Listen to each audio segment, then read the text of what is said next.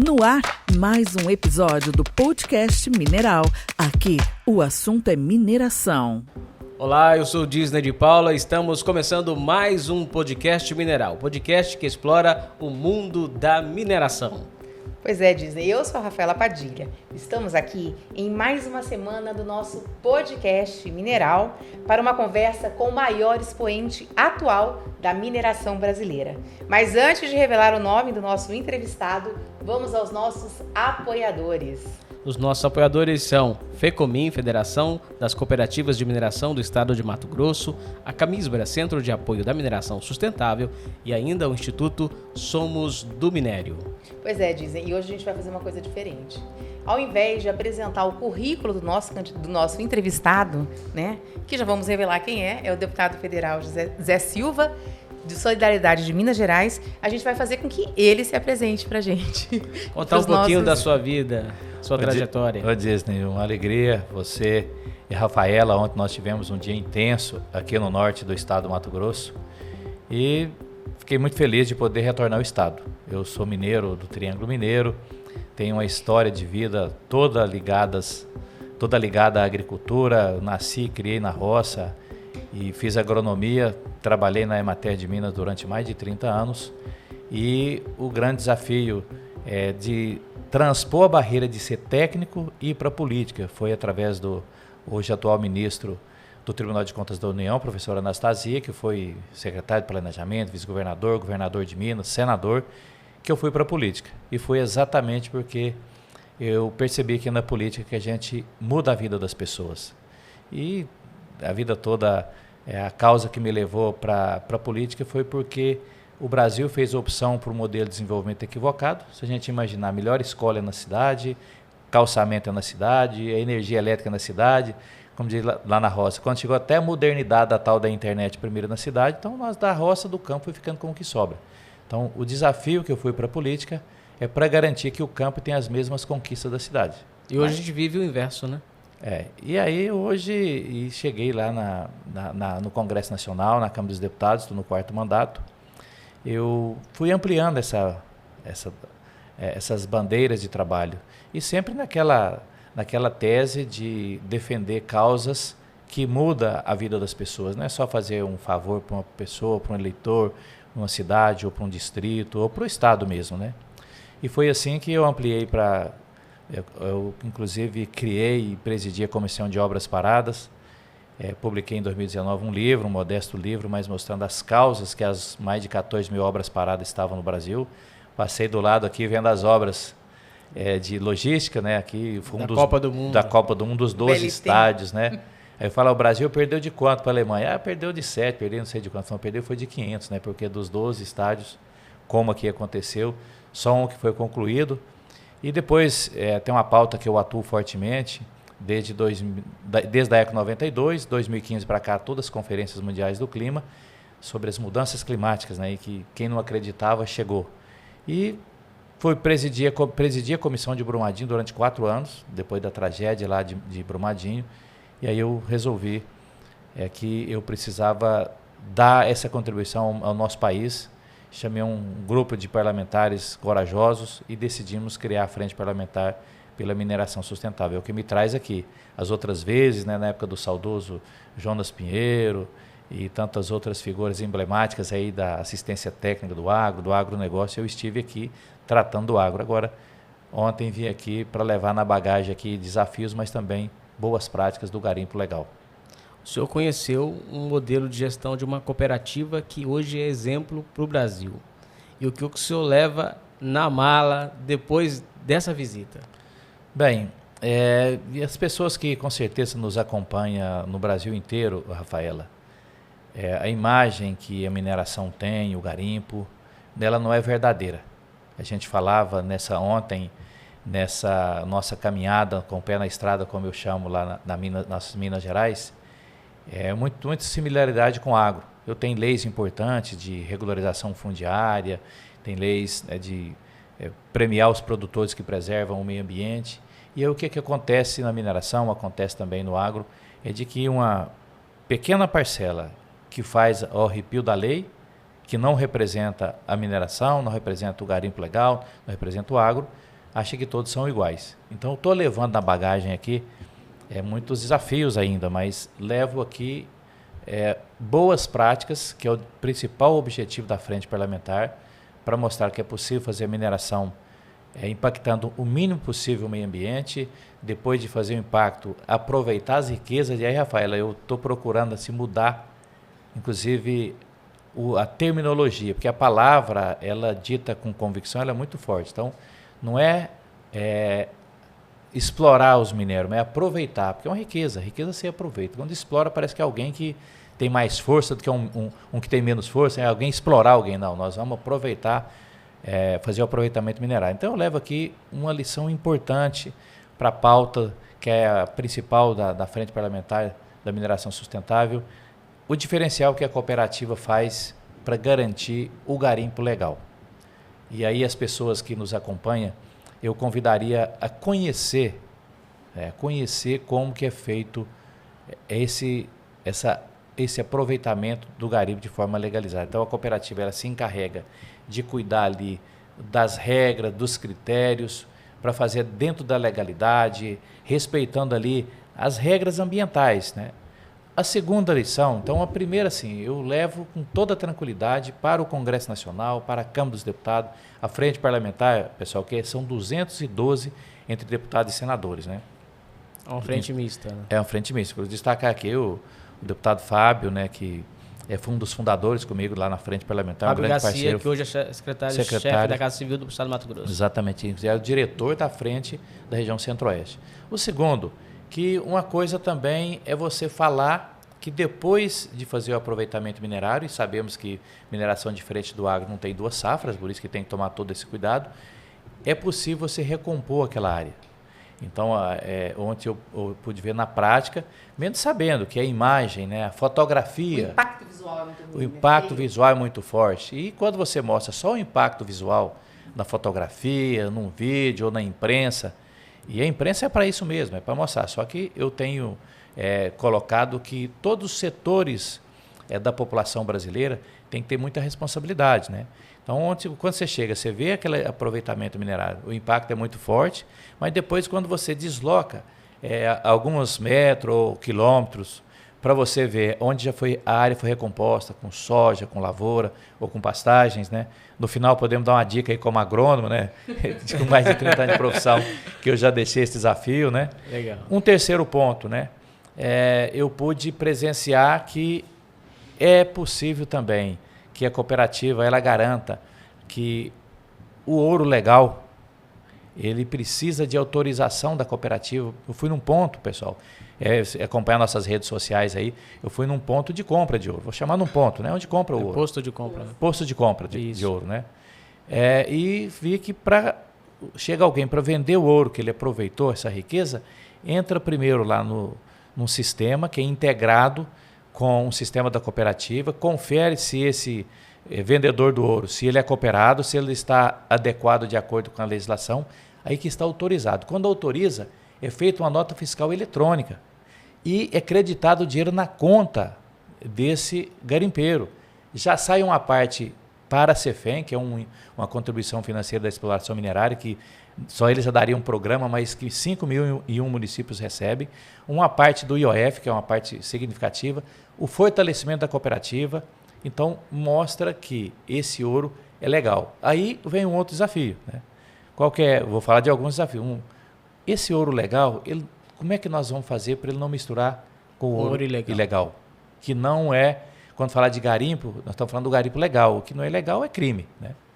Agora... O que não é legal não é nem garimpo, é extração. Né? É extração, exatamente. Então, por isso, eu levo também a convicção de que é preciso avançar. Tem um projeto da minha autoria da rastreabilidade do ouro.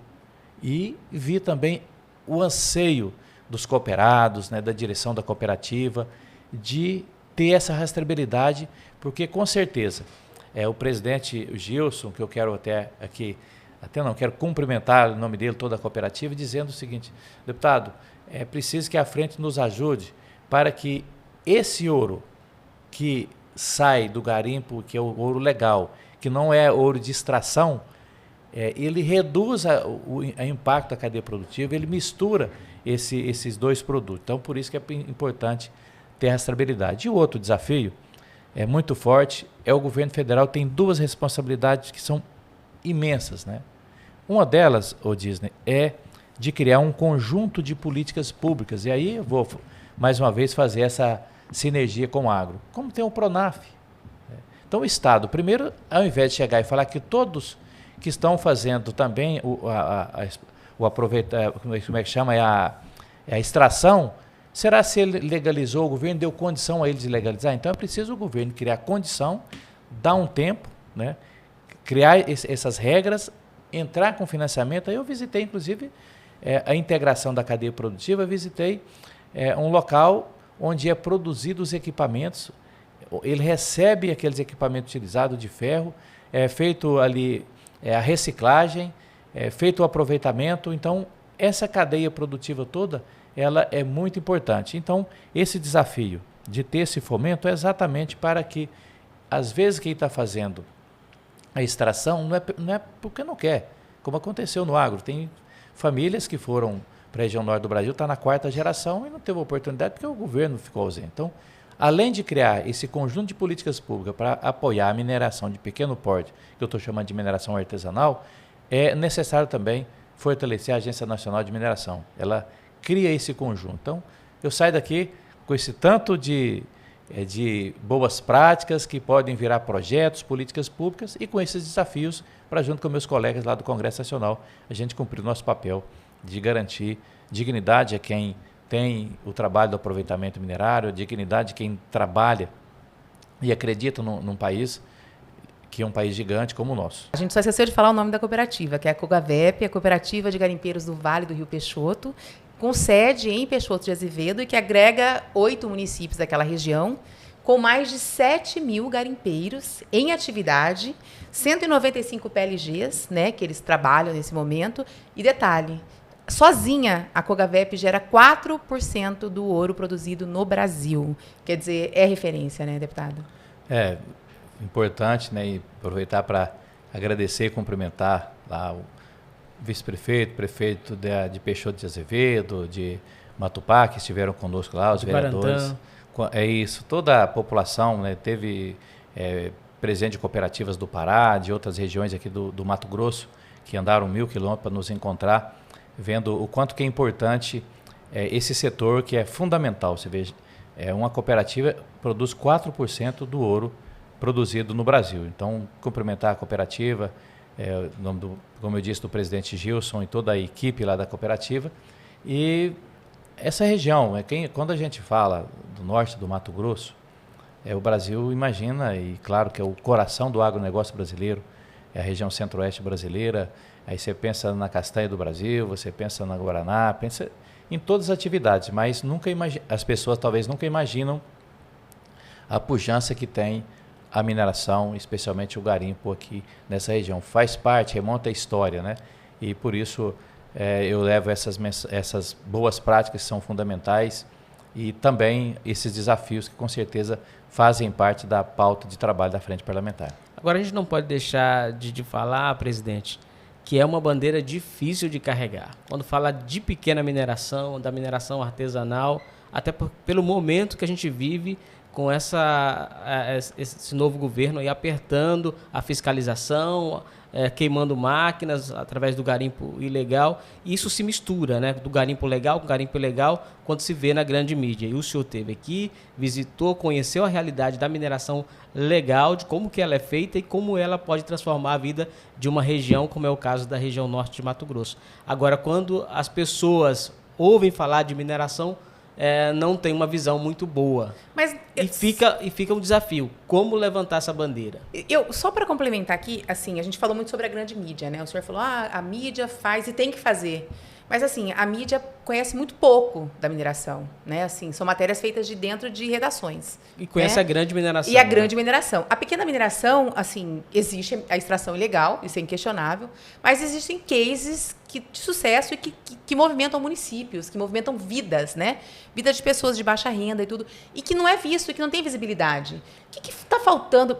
O senhor acha, assim, eu fiz uma observação que é a primeira vez que a Câmara, o Congresso Nacional, tem uma frente parlamentar exclusiva para a mineração. Falta representatividade política, deputado? Olha, Rafaela, os 2 pontos que você e o Disney citaram, isso é uma verdade e eu tive que assim, refletir muito depois de presidir a comissão de Brumadinho. Aí eu visitei empreendimentos minerários, especialmente mega empreendimentos, não só no Brasil, mas fora do Brasil. E foi preciso ter coragem. Ter coragem. E a minha história de vida não é diferente, até porque representar minorias é um grande desafio. Por exemplo, eu sou do agro, trouxe uma tese diferente, inclusive para a Frente Parlamentar Ruralista. E quando fala de ruralista, só pensa em mega lavouras, mega máquinas, mas eu fui para lá e sou o diretor de agricultura familiar. Levei a tese de que quando chega no supermercado, o consumidor não quer saber o tamanho da propriedade, tem que ter preço, qualidade, tem que ser ambientalmente sustentável. E por isso eu decidi criar a Frente Parlamentar por falta de representatividade e também por ser falta de ser prioridade do governo federal, do Estado brasileiro e também no Congresso Nacional. Precisa força política. Ontem vocês perceberam que com os presidentes das cooperativas eu deixei muito claro, se vocês não estiverem juntos com seus deputados, ajudar a eleger o deputado, para ele ter compromisso, ter comprometimento, com certeza nós teremos mais dificuldades. Visitei hoje a Agência Nacional de Mineração. Com certeza a agência nunca teve uma defesa tão forte, contundente, com confiança e com convicção como ela está tendo à Frente Parlamentar da Mineração Sustentável. Por quê? Porque nós temos certeza absoluta de que a mineração ela pode aumentar dezenas, centenas de vezes o valor de riqueza que gera no Brasil, para o nosso país. Então, o Disney foi sim difícil tomar essa decisão. E quando eu falei da minoria, eu defendo a agricultura familiar. Nós somos minorias a agricultura familiar no tamanho da propriedade, no volume de produção, mas somos maioria em número de pessoas. Da mesma forma também a mineração. A mineração de grande porte e que é fundamental, é importante para o Brasil, precisa de uma legislação mais moderna, que dê segurança jurídica, mas a maioria, em termos de pessoas, e nenhuma atividade econômica vive sem as pessoas, nosso objetivo principalmente é que as pessoas trabalhem, sejam felizes, tenham qualidade de vida, é uma maioria.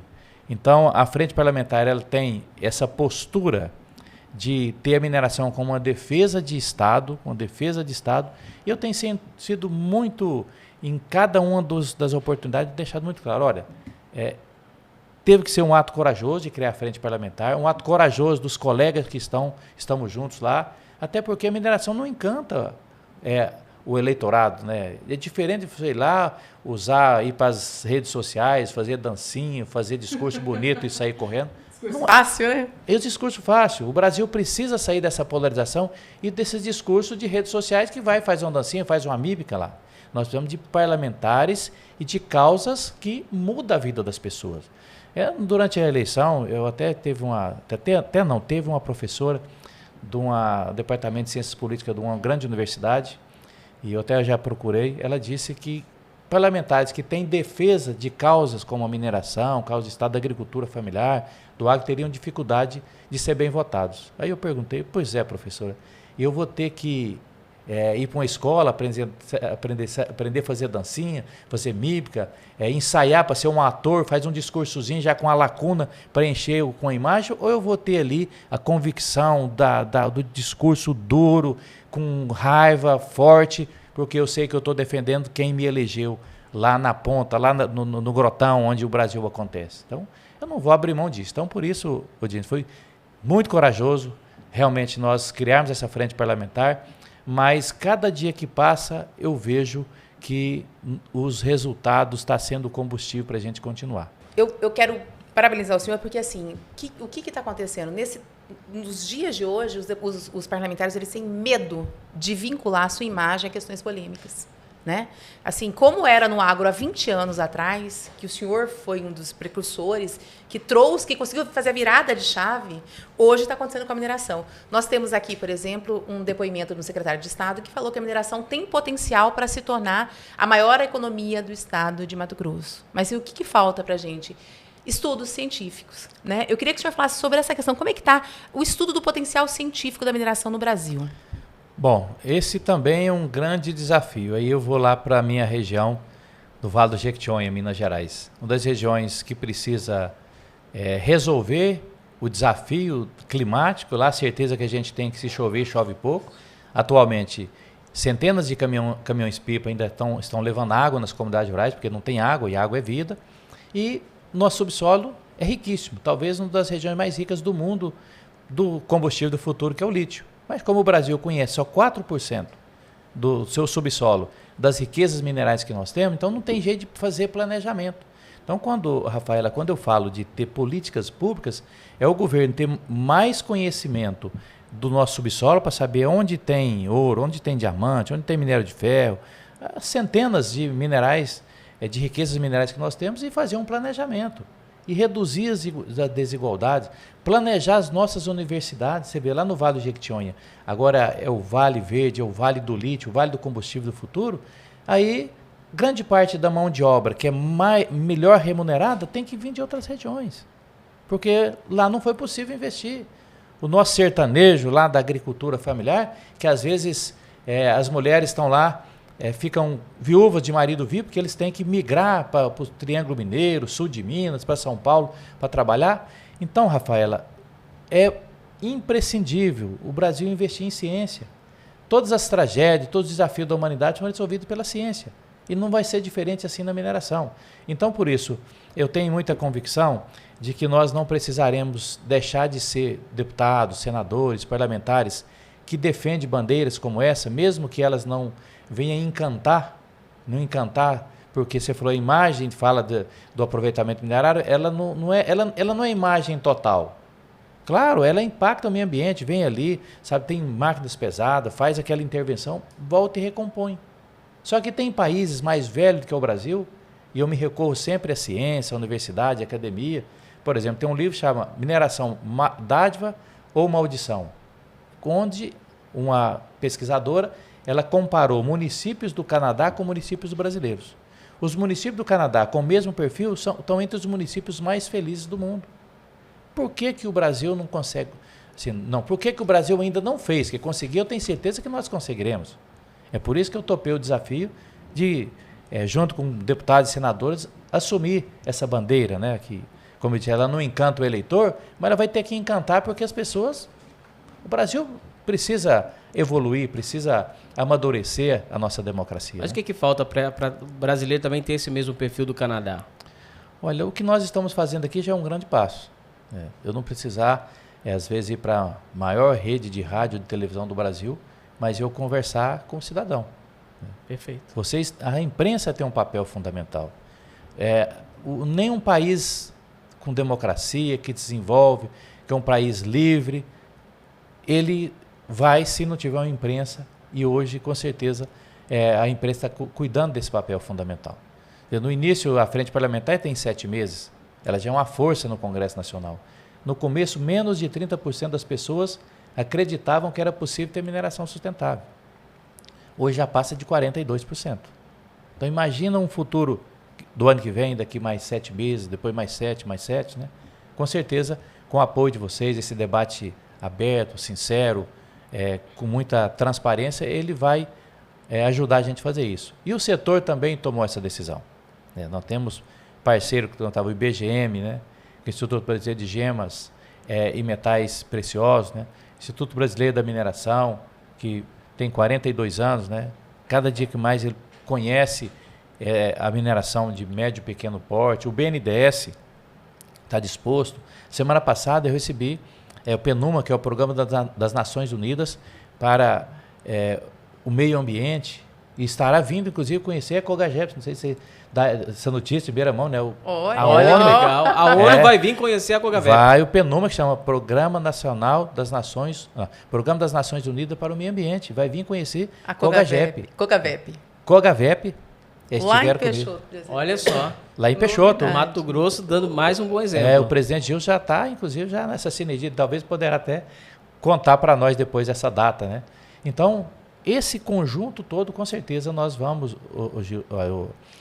o Disney, nós vamos conseguir sim superar esse desafio e com certeza depois vai ter muita gente querendo sair na fotografia da mineração sustentável. Muito bom. Eu não consigo conciliar uma situação aqui. O agro, ele conseguiu virar a chave, né? Porque o agro também era criminalizado. E uma dos responsáveis por isso foi acesso ao crédito, né? O agricultor tem facilidade de acesso ao crédito, tem linhas de crédito específicas. A mineração, para ela se livrar dessa mácula de destrói o meio ambiente, ela precisa do quê? De investimentos em ciência e tecnologia, né? Porque maquinários novos causam menos impacto ao meio ambiente. Como que o minerador pequeno, que está lá em Peixoto de Azevedo, vai ter acesso a tudo isso sem ter acesso a linhas de crédito? O que a frente está fazendo para resolver essa situação, deputado? Bom, tem inclusive, Rafaela, um estudo da OCDE, que é uma organização de países, são mais de 180 países, onde compartilha boas práticas, que é a busca da frente. Ele está deixando com clareza que essa mineração de pequeno porte, de médio porte, também chamada de mineração artesanal, precisa de políticas públicas. E colocando em pratos limpos aqui uma conversa bem simples, né, para todos nós, que inclusive sou da roça, né? E o que é a política pública? Política pública é o seguinte, o governo chega e fala, gente, está aqui a lei hoje para regularizar, fazer legal, como está fazendo, a Cogagep está fazendo aqui, é o seguinte, você tem que cumprir esses quesitos. Se você cumprir, você vai ter tantos mil de recurso para você financiar, tanto tempo para pagar, quem pagar à vista vai ter um desconto de X%, e inclusive vai ter um seguro assim e tal. Então, isso, gente, que a gente fala de política pública, esse nome bonito, é o seguinte, é dinheiro para a pessoa se regularizar. Tanto é que eu estive no ano passado, no final do ano, fui convidado para ir em Washington, na capital dos Estados Unidos, né? Eu estive lá debatendo com outras pessoas do mundo inteiro, um de destaque, que é o ex-presidente colombiano, que é o Iván Duque, né? Onde eu levei a seguinte proposta, né? Nós precisamos fazer regularização fundiária, você ter o documento da terra, fazer regularização ambiental e ter assistência técnica, né? Então, o que isso traz de... Você falou do agro, o que isso traz de lição para a mineração? Então, é preciso ter regularização ambiental, é preciso ter assistência técnica. O que é assistência técnica? É o que o IBGM, junto com a Cogagep, faz. Eles chegaram lá e mostraram para os cooperados o kit que eles utilizam, né? O que é o kit? É a proteção do trabalhador, sabe? O equipamento lá, o chapéu, o uniforme, o EPI, a bota, o óculos, que é chamado esse nome bonito que é EPI, que é equipamento de proteção individual. A gente é cheio de falar sigla, né? A gente acostuma com isso, né? Então, e aí eu gosto muito do seguinte, igual a comunicação, o pessoal chega, tá vendo isso aqui? Eu fecho o olho isso aqui, porque assim, o camarada quando tá lá na roça, lá dentro da cava do garimpo, ele lê rapidinho, tem que olhar, né? Então, tem que ser simples a comunicação. Então, a comunicação... Clara, né? Simples e direta. O que a frente está brigando fortemente? O governo tem que criar rapidamente linha de crédito para garantir, está aqui, a regra é essa, você se legaliza, quem não está legalizado, quem está legalizado já tem um prêmio do juros ser mais barato. Fizemos isso no Plano Safra. Exatamente. As pessoas querem estar na atividade de forma legal, elas querem ter acesso, mas assim, como que você vai trazer para a legalidade se você não tem nenhuma contrapartida para oferecer? Na verdade, a regra não é tão clara como deveria. Não, a legislação brasileira hoje está passando por uma mudança, né, deputado? Mas além da legislação, Disney, além da legislação, tem uns colegas que falam que às vezes tem legislação que é um manicômio de legislação. Você fica doido com aquilo de tanta legislação, né?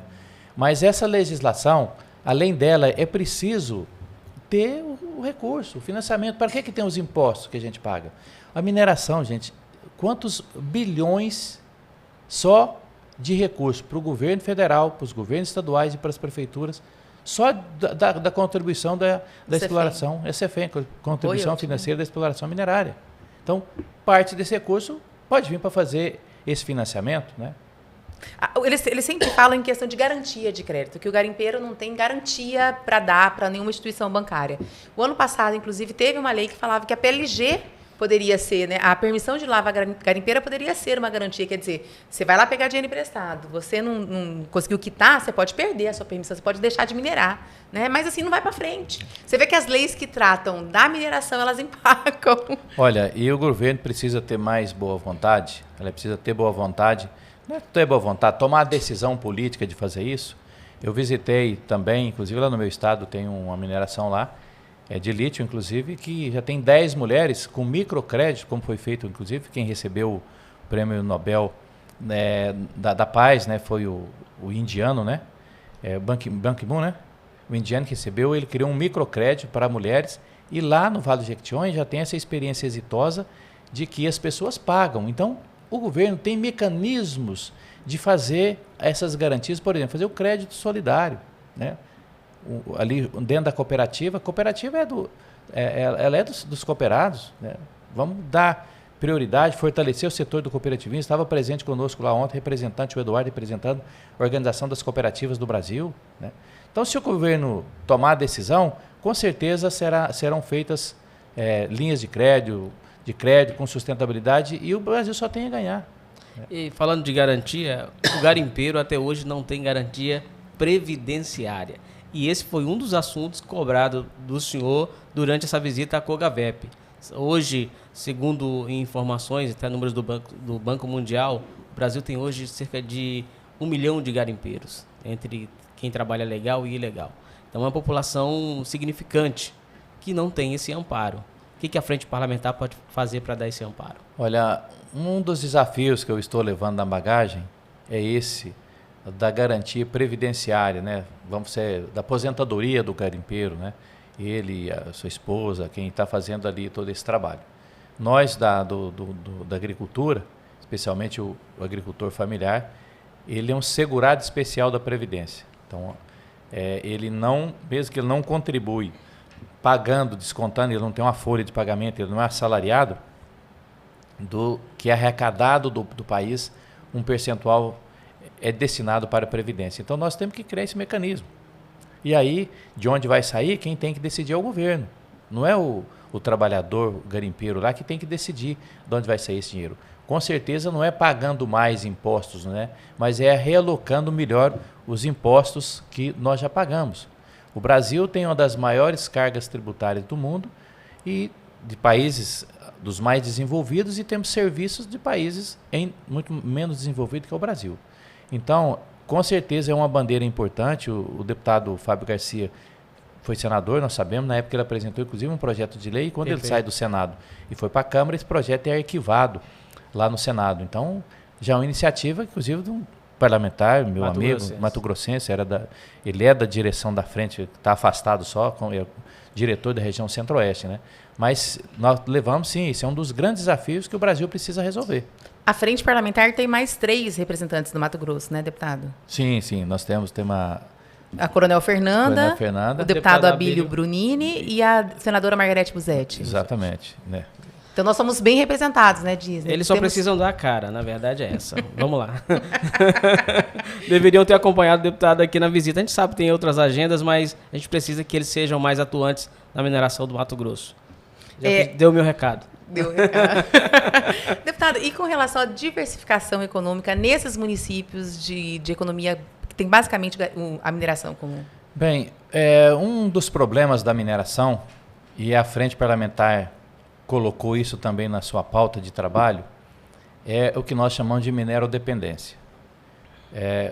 No caso do garimpo, outra lição importante, vou até deixar anotado aqui, na pergunta me motivou, é que ele tem a perspectiva de ter mais diversificação das atividades econômicas ali na localidade. Um empreendimento de outros minerais mega empreendimento, quando chega na região, geralmente acontece essa minerodependência. Aí aquele que trabalhava na agricultura, na lavoura, ou de tratorista, ou de retireiro, ou qualquer atividade, ele migra, até porque ali ele tem uma outra condição de trabalho, uma outra atividade, né? Diferente do trabalho no campo. E sabemos que mineração não tem 2 safras, né? Exauriu, acabou, né?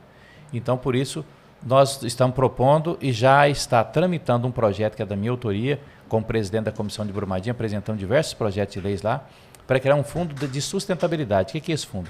À medida que começou a fazer um aproveitamento minerário, já ia recurso para a Embrapa, para as universidades, para outros institutos, ou mesmo a cooperativa, como eu vi lá o Centro de Desenvolvimento Tecnológico da Mineração Sustentável, já vi o Viveiro de Mudas, né, onde está sendo implantado o laboratório, um galpão muito grande lá para colocar as amostras, testemunhas, né? Então, para investir ali para que tenhamos mais atividades. Como, por exemplo, a sugestão de agrônomo, viu, Rafaela, que eu estou deixando. Vocês imaginam se todas aquelas cavas do garimpo ali, ao serem recompostas, já ter ali envolvida a Empaer, assistência técnica, engenheiro agrônomo, técnicos agrícolas, e já ir mineralizando aquele solo com fertilizantes e fazer um grande projeto de fruticultura. Né? Fruticultura? Fruticultura. Lá tem projeto de piscicultura, Piscicultura, né? De já reaproveitamento. forte Até porque é o seguinte, ali a filosofia que eu fiquei como bom mineiro, né? Um tempo de escutatório e de muita observação. Escutatório. Tem muita gente que faz curso de oratória. Eu procuro fazer de escutatória, né? Embora esteja falando muito aqui, né? Mas ali vocês viram que a água na natureza, eu falo o seguinte, a natureza é muito generosa. Se a gente permitir e a gente procurar imitar a natureza, ela nos ajuda. Agora, se a gente não imitar a natureza, ela é tão cruel que a reação dela é o que está acontecendo de ciclones, né? Altas temperaturas e assim por diante. Mas eu vi, a água é um ciclo, a água não é mais nem menos no planeta. Ela só está em lugares diferentes de acordo com o que nós fazemos no planeta. Então ali, o garimpo ele faz um circuito da água. Ela vem, é utilizada, é reaproveitada, né? E nesse circuito é o que a fruticultura precisa. Eu tenho um exemplo lá em Minas, no Vale do Jequitinhonha, na entrada do vale, a cidade de Datas, Gouveia, Presidente Kubitschek, Diamantina. Nesses municípios, nos anos 2004, eu era presidente da Emater, cheguei lá, a maior parte das pessoas que trabalhavam ali ia colher morango no sul de Minas. Eu ainda bem mais jovem, né, chamei para o desafio, porque eu falo que nós líderes, né, nós temos que provocar as pessoas, né. Provoquei, falei, mas não tem ninguém aqui que tem coragem de plantar? E falei, tem uma brincadeira essa do morango, né? Mas tem, né? Arrumamos um Pronaf, por isso que precisa ter política pública. Começamos com 6 produtores de morango, hoje é o segundo polo produtor de morango de Minas Gerais. Né? Então, saí dali, pensando em voltar talvez com o meu neto daqui a uns 10 anos, chegar e falar, ó, principal polo de produção de frutas aqui do Mato Grosso é o norte do Mato Grosso, ali Peixoto de Azevedo, né? Matupá, né? Matupá. É uma alternativa, né? Uma alternativa de renda do pós-mineração. E aquele viveiro de mudas, além de fazer as mudas das plantas nativas, que são fundamentais, vai fazer as mudas frutíferas. E uma das plantas frutíferas que eles estão trabalhando já há algum tempo é o açaí, que também é uma grande... É um produto brasileiro, assim, que tem repercussão mundial. Mundial, internacional, né? Então, assim, até os estrangeiros vão vir aqui comprar daqui uns tempos o açaí, né? Teve uma situação que a gente presenciou lá em Peixoto de Azevedo, que é muito interessante, que os planos de recuperação de área degradada, elas não são feitas só ao final do ciclo. Quando a área é mais extensa, eles, à medida que vão abrindo novas cavas, eles vão fechando as anteriores e recuperando aquelas áreas, né? Que é um exemplo para o Brasil. Quer dizer, a gente não precisa esperar acabar aquele projeto, aquela lavra, para poder fazer a recuperação de área degradada. Isso não tem visibilidade, deputado. Ninguém que está lá em São Paulo, que fala da mineração ilegal, fala que lá em Peixoto de Azevedo é feito isso. Rafael, esse é o segundo ponto da lição que eu estou levando de boa prática, foi exatamente isso que eu disse, né? Eu vi áreas que tá no meio do projeto de garimpo, está na metade do empreendimento, não sei quantos anos ele vai prosperar, mas já vi pastagem, vi lavoura de soja, e lá no Vale, por exemplo. Aí vem um ponto que a gente tem que reconhecer também, é muito importante, que o empreendedor, no caso lá do lítio, né? Eles decidiram fazer um investimento muito maior, mas muito maior, para garantir que um curso d'água, que talvez fosse em outros momentos, né, não sei, em outras épocas do Brasil, não fizessem isso, né, para garantir aquela água, aquela história de uma comunidade rural e preservar aquela água. Isso é o que está sendo feito aqui, sendo feito lá também, que eu acho que é fundamental. A primeira visita da Frente Parlamentar foi em Araxá, no seu estado. E fazendo um comparativo do que o senhor viu lá com o que o senhor viu aqui no Mato Grosso. Olha, primeiro, independente do tamanho do empreendimento, as decisões das práticas para garantir a legalidade e a sustentabilidade, elas têm o mesmo impacto. Se eu sou um garimpeiro que estou ali com um empreendimento de pequeno porte ou de grande porte, como foi lá a CBMM, né, e lá teve um impacto muito forte. O deputado Passarinho, ele foi o relator da Lei de Segurança de Barragens, né, nós podemos ver lá assim, todos os quesitos da lei que foram definidos pelo Congresso Nacional de Segurança de Barragens, que é um grande desafio do poder público brasileiro, do governo federal, sendo implantado. Mas quando eu faço essa comparação, essa sinergia, a decisão que tem que ser tomada são as mesmas. Só muda a dimensão, se é maior ou se é menor.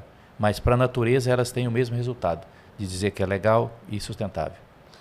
Pelo que a gente vê dessas duas visitas que o senhor fez, o senhor saiu bem impactado do que viu. Agora o que falta é impactar, como a gente já falou aqui no nosso podcast, a comunidade fora do mundo da mineração.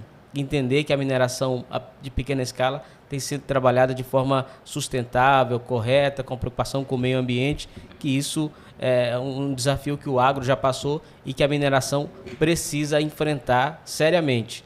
Agora também precisa investir recurso, que aí na hora que você busca os parceiros para investir esse recurso, para levar essas boas práticas para a grande mídia, é muito difícil. O governo federal não podia enfrentar isso?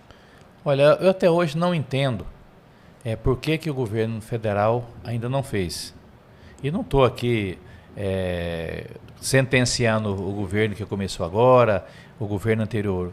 Independente do governo. Vamos pegar pelo menos de 20 anos para cá, né, o governo poderia ter tido uma visão muito mais estratégica. A ANM, por exemplo, a Agência Nacional de Mineração, ela arrecadou no ano passado, no ano atrasado, a média de 10 bilhões. Um fiscal, ele tem a responsabilidade de 5 mil empreendimentos, ou seja, não é fiscalizado.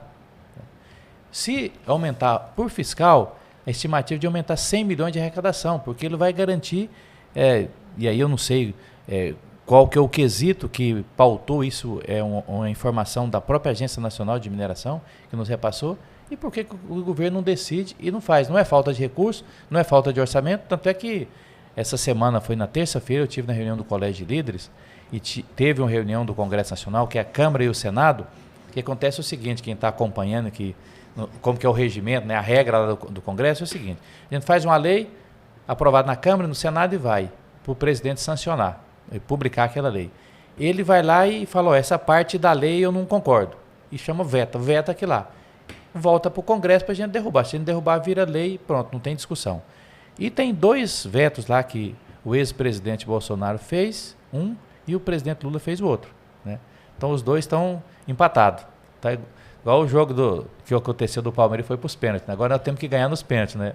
Agora, então os 2 vetos, se derrubar esses vetos, garantiria lá um recurso, né, para a Agência Nacional de Mineração, pelo menos ser estruturada, né? Vai aumentar a arrecadação, vai aumentar, dar mais segurança ao meio ambiente, segurança jurídica para empreendimento. Pra você ter uma ideia, Rafaela, a estimativa da Frente Parlamentar é que até 2026, pelo menos 70 bilhões de investimento no Brasil. Se nós garantirmos mais segurança jurídica... Só na área da mineração. Não, isso é só para empreendimento de mineração no Brasil. 60, 70 bilhões até 2026. Mas todos, eu sou muito consultado sobre isso, participo de debate, reuniões, né? Eles querem ter certeza de ter essa segurança da agência mineral. A agência tem 220 mil processos que precisam ser digitalizados, né? Ela é a segunda que mais arrecada impostos, vamos dizer imposto, um nome bem popular, é a 9ª que recebe recursos.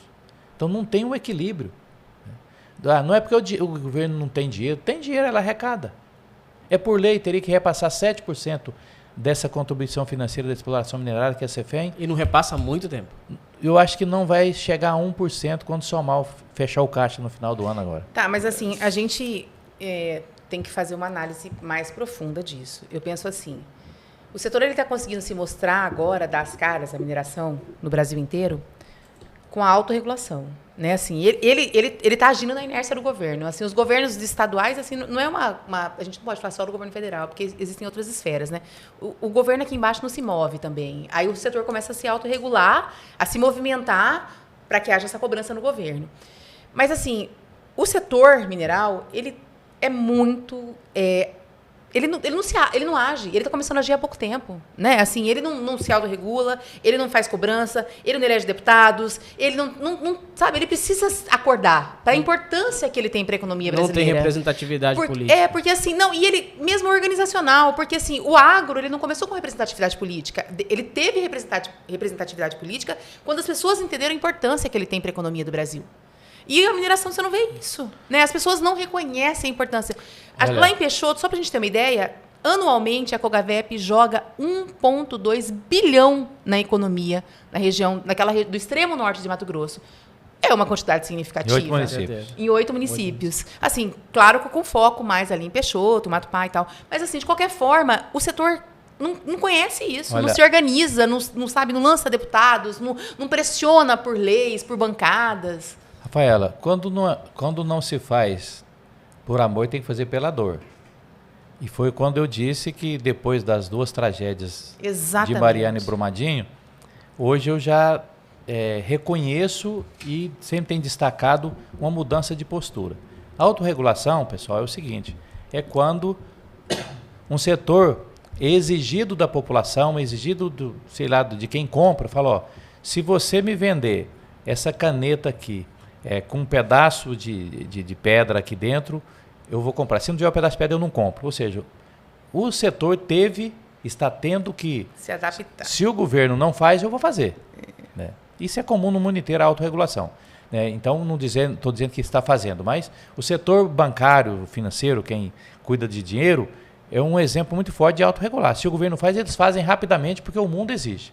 Então, a mineração viu essa necessidade hoje, muito mais aberta, tanto é que você nunca via o setor de mineração ser pauta do Congresso Nacional, não ser de CPI, de tragédia. Exatamente. Hoje a gente já vive uma realidade diferente. Hoje, quando você falou de ter essa coragem de criar a frente parlamentar, vai para dizer o seguinte, nós estamos criando o seguinte, nós queremos chegar numa mineração que não causa risco à vida das pessoas e não degrada o meio ambiente. E o impacto que tem seja recuperado. Por isso essa lição que eu estou levando. Como a Rafaela disse, eu vou abrir uma cava aqui, quando eu estou terminando ela, quando eu abrir outra, eu já vou tampando essa aqui e vou recuperando. Mas assim, as tragédias de Mariana e Brumadinho, elas impactaram mais a grande mineração, né? Assim, a gente não viu muito reflexo disso. Assim, a gente, só para... O senhor fala em mineração artesanal.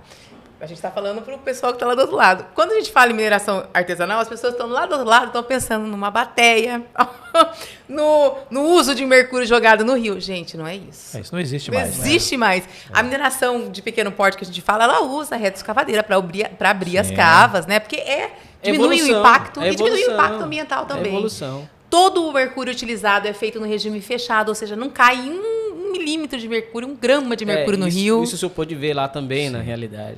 Aí quem faz isso e alguém registra, aí é crime, né? Isso não faz parte da mineração que nós estamos fazendo aqui, que a Cogavep trabalha. É por isso que eu falei da cooperativa, né? Mas quando eu falo, viu, Rafaela, dessa questão do impacto muito forte das 2 tragédias, é na opinião pública brasileira. Sim. E aí a opinião pública começou a cobrar da mineração. Aí a mineração, para saber quem põe o brinco bonito da mulher, do colar do rapaz, né, aliança, né? Aí, bom, eu quero saber de onde vem. Né? Então, isso então, a opinião pública brasileira deixou com clareza, nós não aceitamos mais esse tipo de mineração do que aconteceu em Minas Gerais. Né? Então, por isso que vem aí essa cobrança da autorregulação se o governo não fizer. E a gente tem que colocar também que a maior parte do ouro produzido aqui é para exportação. E o mercado internacional também não aceita ouro de origem irregular. Eles querem saber qual a origem do ouro. Exatamente. Daí entra a questão da rastreabilidade, outra pauta da frente parlamentar, mas eu vejo que é um assunto que ainda está patinando, apesar de a gente ter algumas tecnologias. Tem a Casa da Moeda que já apresentou uma tecnologia para fazer essa rastreabilidade, mas o que falta para ela ser implementada na prática, deputado? Olha, na prática, infelizmente, o governo também se moveu pela dor, em vez de ser por provocar, e o governo, em vez de ser a máquina da locomotiva, ser a locomotiva, o governo está sendo vagão. E todos os governos. Né? E o que aconteceu? Teve lá a situação dos Yanomamis, e o governo, rapidamente, para dar uma resposta, apresentou um projeto de lei. Eu tenho um projeto de lei também, tem 2 tramitando, um da minha autoria e um da autoria do governo. E está lá, e aí arrefeceu, não virou pauta prioritária. A luta nossa da frente para transformar e rapidamente votar, inclusive em regime de urgência. Você poderia explicar um pouquinho desse projeto para a gente? Bom, o projeto é o seguinte, já existe tecnologia da informática, vamos falar da internet moderna, que inclusive você falou, a Casa da Moeda já tem um que faz rastreabilidade de cigarros e de bebidas, né? E que até não tinha espaço nem para mostrar para o próprio governo. Né? Então, os 2 projetos é o seguinte, para todo ouro, eles ser controlado desde a autorização ali de fazer o aproveitamento minerário até chegar na primeira venda, pelo menos. Feito isso, né? E aí tem um sistema de blockchain, com uma tecnologia moderna, que permite fazer isso. O mundo inteiro já está fazendo isso, né? Então, esses são os projetos de lei, muito simples, né? E hoje a gente já tem várias tecnologias nessa área de rastreabilidade, e aqui no Mato Grosso a gente tem, como exemplo, o MineralNet, que também é uma plataforma que inclusive foi apresentada lá no Congresso Nacional como uma alternativa de fazer essa rastreabilidade do ouro, desde do garimpo até ele chegar a quem vai exportar, ou a joalheria.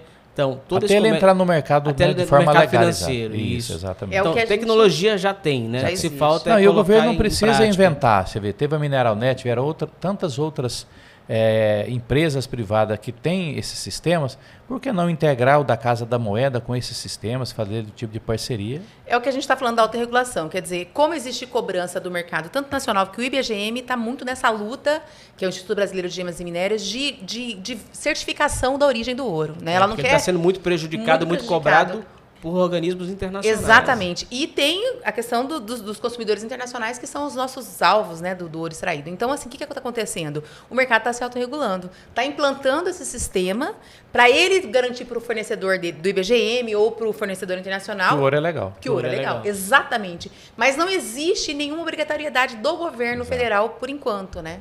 Assim, eu até entendo... O governo federal está só na parte de repressão ao garimpo ilegal. Que é necessário, É necessário, mas... Que é necessário e que macula muito a imagem da mineração em nível mundial. Rafa, mas é um assunto que a gente precisa debater mais profundamente. Tipo assim, você sabe por que o cara está trabalhando ilegal? Eu, deputado, eu acho que eu sou o único do Brasil a fazer material direto com o pequeno garimpeiro. Garimpeiro que está trabalhando em área legal, garimpeiro no Pará, no Amapá, já visitei esses estados todos. E conheço a realidade. Gente que está lá há 50 anos trabalhando, que é analfabeto. Tem mais de 50 anos. Que foi pro garimpo aquele sonho de ficar rico. Não sabe fazer outra coisa. Na cabeça dele, ele não entende essa questão de legislação. Legal. Ele chegou lá com uma picareta e uma bateia. E aquele sonho de de pegar o ouro, ficar rico e voltar para a terra dele.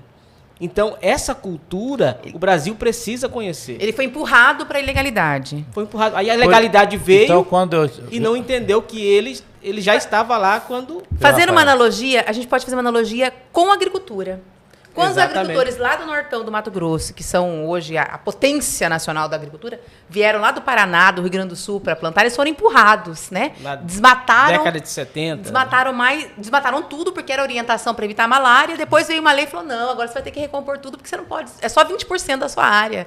Né? Só que ele teve apoio de leis, do governo, da autorregulação para se organizar. A gente precisa que o garimpeiro tenha esse apoio. Não é que eu defendo, é que eu defendo que seja feito de uma forma legal, para tirar o cara da legalidade. Que traga essas pessoas para a legalidade, com certeza. São trabalhadores, né, deputado? Veja o tamanho do desafio que o senhor tem, né, como presidente da Frente Parlamentar. Não, com certeza.